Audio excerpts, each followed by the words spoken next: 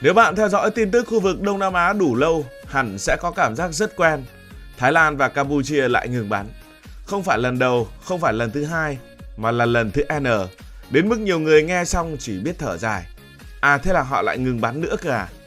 Nhưng điều đáng nói là mỗi lần ngừng bắn, câu chuyện phía sau đó gần như không bao giờ cũ. Vẫn là biên giới, vẫn là bản đồ, vẫn là đền cổ, núi đá, đường biên vẽ bằng bút từ hơn 100 năm trước. Và vẫn là hai quốc gia láng giềng, vừa cần nhau để sống và vừa không thể hoàn toàn tin tưởng nhau. Nếu tính các thỏa thuận ngừng bắn hoặc cam kết ngừng bắn ở cấp nhà nước, có tuyên bố chung, có chữ ký hoặc xác nhận chính thức, thì Campuchia và Thái Lan ngừng bắn vào khoảng 5 đến 7 lần. Những lần này chủ yếu xoay quanh những đợt căng thẳng lớn, đặc biệt là giai đoạn tranh chấp quanh đền Fred Vihir và những cuộc đụng độ cách đây vài năm. Nhưng nếu tính cả những lần ngừng bắn trên thực địa, tức là hai bên tự rút quân, im tiếng súng sau giao tranh nhưng không ký văn bản nào, thì con số sẽ lớn hơn nhiều, có thể lên đến vài chục lần. Với người dân ở khu vực vùng biên, đó chỉ đơn giản là hết bắn, chứ không phải là một thỏa thuận được ghi vào lịch sử. Những người Thái Lan và Campuchia sống ở khu vực cận biên thì họ đã quen với từ ngừng bắn rồi. Ngừng bắn không mang cảm giác chiến thắng hay hòa bình lâu dài, nó giống như một thông báo tạm thời, kiểu như mưa đã tạm ngớt nhưng khả năng chiều lại mưa. Trong vòng mấy thập kỷ qua, hai nước đã đụng độ nhỏ với những loạt súng với những binh sĩ bị thương. Họ cũng đã đụng độ lớn với pháo binh, xe tăng, hàng chục người thiệt mạng. Và sau đó ngừng bắn, ra tuyên bố chung, lập ủy ban và hứa đối thoại. Lần nào cũng có đủ, nào là tuyên bố từ Bộ Quốc phòng, nào là những lời kêu gọi kiềm chế, nào là những sự xuất hiện của trung gian hòa giải như là ASEAN, Liên Hợp Quốc hoặc nước thứ ba. Và luôn là một câu quen thuộc, hai bên cam kết không để xung đột leo thang. Đây là những biểu hiện rất hòa bình nhưng thực tế thì xung đột chỉ ngủ đông. Gốc rễ thì vẫn là câu chuyện của ngày xưa. Campuchia là thời thuộc địa của Pháp, còn Siem là một trong số ít quốc gia Đông Nam Á không bị đô hộ. Và dù muốn hay không muốn, chúng ta vẫn luôn phải nói đến những hiệp ước phân định biên giới vào đầu thế kỷ 20.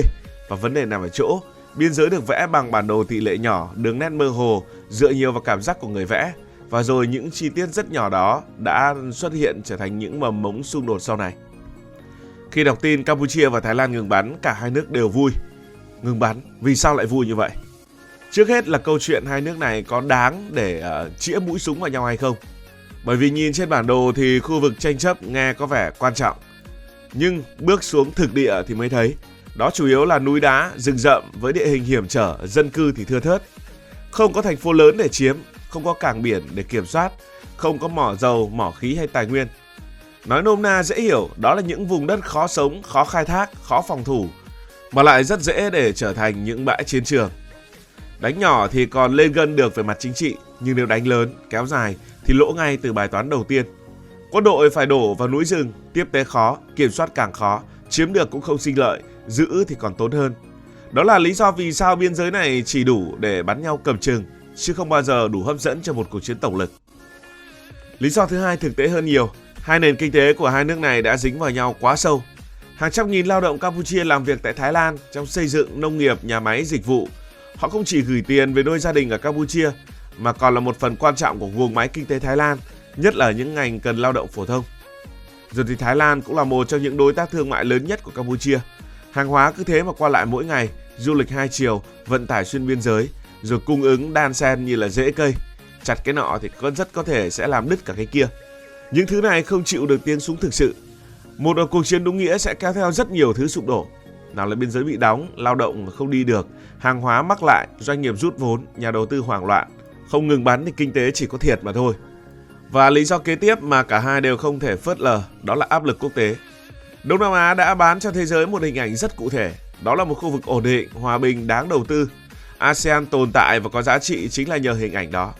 Một cuộc chiến giữa hai nước thành viên không chỉ là chuyện song phương mà là vết nứt vào toàn bộ uy tín của khu vực. Không nước nào trong ASEAN muốn tiền lệ này xảy ra. Không đối tác lớn nào muốn rót vốn vào một khu vực mà các nước thành viên sẵn sàng nã pháo vào nhau. Vì thế mỗi lần căng thẳng vượt ngưỡng, sức ép sẽ đến rất nhanh, rất mạnh và từ nhiều phía. Gồm tất cả lại, ta sẽ thấy một sự thật khá trần trụi. Hai bên muốn ngừng bắn, bởi vì ngừng bắn ở đây không phải vì hai bên yêu hòa bình, mà vì không còn lựa chọn nào khác hợp lý hơn. Đánh lớn thì thiệt về mặt địa lý, đánh dài thì sập về mặt kinh tế, đánh thật thì vỡ hình ảnh của quốc tế. Vì vậy ngừng bắn luôn là phương án bắt buộc, còn căng thẳng nó vẫn được giữ lại như một ngọn lửa nhỏ, đủ ấm cho chính trị, nhưng không bao giờ được phép bùng lên trở thành một đám cháy lớn.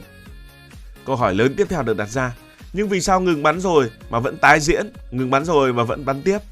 Đây chính là điểm mấu chốt của toàn bộ câu chuyện và cũng là lý do vì sao Thái Lan và Campuchia cứ ngừng bắn rồi lại căng thẳng trở lại. Nói một cách rất đơn giản, ngừng bắn không phải là chữa khỏi bệnh mà chỉ giống như uống thuốc giảm đau cho đỡ đau nhức tạm thời. Cơn đau dịu xuống nhưng nguyên nhân thì vẫn còn nguyên ở đó. Sau mỗi lần tiếng súng im đi, kịch bản quen thuộc lặp lại. Hai bên ngồi xuống, lập ủy ban chung, tổ chức các cuộc họp biên giới, rồi cùng nhau đưa ra những tuyên bố hòa bình nghe rất chuẩn chỉnh. Câu chữ lúc nào cũng mềm mại, đúng bài bản, khiến người ngoài nhìn vào có cảm giác mọi chuyện đã được xử lý ổn thỏa. Nhưng thực tế những thứ quan trọng nhất thì gần như không thay đổi. Đường biên giới vẫn mơ hồ như cũ. Trên thực địa, có những đoạn chỉ là núi rừng trùng điệp, không mốc giới rõ ràng, không hàng rào, không vạch sơn phân định rành mạch. Bản đồ thì cứ mỗi bên cầm một kiểu, mỗi bên tin vào cách vẽ của mình. Khi chưa có một bản đồ chung được cả hai cùng chấp nhận, tranh chấp chỉ có thể lắng xuống chứ không bao giờ biến mất hoàn toàn. Trong khi đó, tinh thần dân tộc vẫn âm ỉ được nuôi dưỡng. Nó không bùng cháy liên tục nhưng cũng chưa bao giờ tắt. Khi cần một câu nói, một bài phát biểu hay một sự cố nhỏ là đủ để khơi lại. Thế nên sau ngừng bắn, điều tồn tại không phải là hòa bình thực sự mà là một trạng thái rất quen, xung đột bị đóng băng. Và trạng thái đó thì vẫn cực kỳ mong manh. Chỉ cần một tiếng súng lạc trong lúc tuần tra hay một nhóm binh sĩ đi quá ranh giới mà họ tin là đúng. Một bài phát biểu cứng giọng hơn bình thường vào đúng thời điểm nhạy cảm hay một điều gì đó là mọi thứ lại bắt đầu trượt đi. Không cần tuyên chiến, không cần quyết định lớn, vòng lặp quen thuộc quay trở lại, căng thẳng leo thang, dư luận dậy sóng và sau đó lại ngừng bắn. Mọi thứ quay về đúng chỗ cũ bởi gốc rễ của vấn đề chưa bao giờ được giải quyết đến nơi đến chốn cả. Và đó không chỉ là chuyện của Campuchia và Thái Lan. Nếu nhìn rộng ra một chút, câu chuyện giữa Thái Lan và Campuchia không hề cá biệt. Để ý kỹ, mô hình xung đột này quen đến mức nó gần như có thể đoán trước được. Nó rất giống với những gì đã và đang diễn ra giữa Ấn Độ và Pakistan, giữa Trung Quốc và Ấn Độ hay giữa Armenia và Azerbaijan. Những cặp quốc gia này, những quốc gia gần nhau này, tuy khác nhau về văn hóa, tôn giáo, thể chế, nhưng lại giống nhau ở một điểm rất quan trọng. Họ đang sống chung với những đường biên giới được vẽ ra từ quá khứ, chứ không phải từ thực tế hiện nay. Điểm chung lớn nhất của những xung đột kiểu này đó là biên giới do thời kỳ thực dân hoặc thế lực bên ngoài áp đặt. Khi những đường biên được vẽ trên bàn giấy, người vẽ không sống ở đó, không gắn bó cùng vùng đất ấy và cũng không phải là người gánh hậu quả về sau. Kết quả là những đường kẻ tưởng như đơn giản lại cắt ngang núi non, làng mạc, cộng đồng lịch sử và ký ức. Từ đó lịch sử hai bên bị chồng chéo lên nhau, mỗi phía đều có lý lẽ để tin rằng mình đúng, mình bị thiệt, mình có thể lấy thứ vốn thuộc về mình. Chính trị hiện đại, thay vì giải quyết dứt điểm từ những mâu thuẫn cũ ấy, lại kế thừa và tận dụng chúng.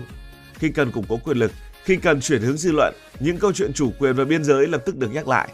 Vì thế Thái Lan và Campuchia không hẳn là ghét nhau, cũng không phải lúc nào cũng muốn gây chiến, nhưng họ đang mắc kẹt trong những câu chuyện của địa lý lịch sử mà bản thân họ không phải là người tạo ra, nhưng lại buộc phải sống chung.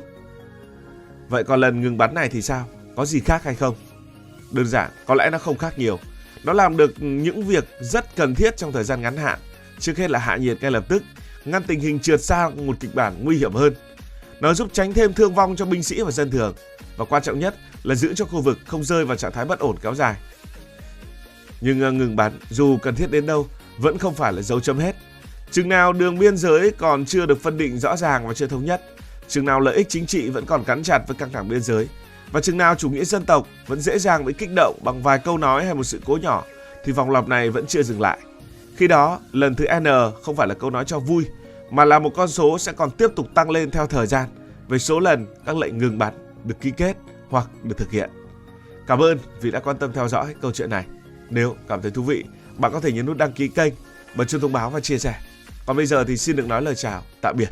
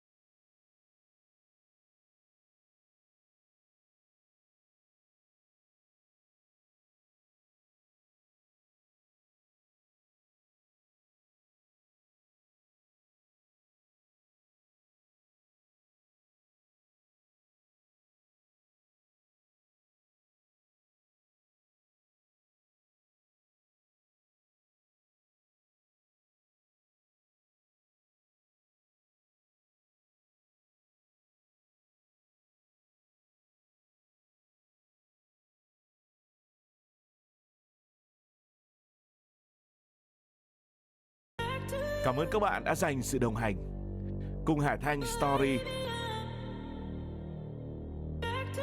đi qua những vùng đất, khám phá những điều mới.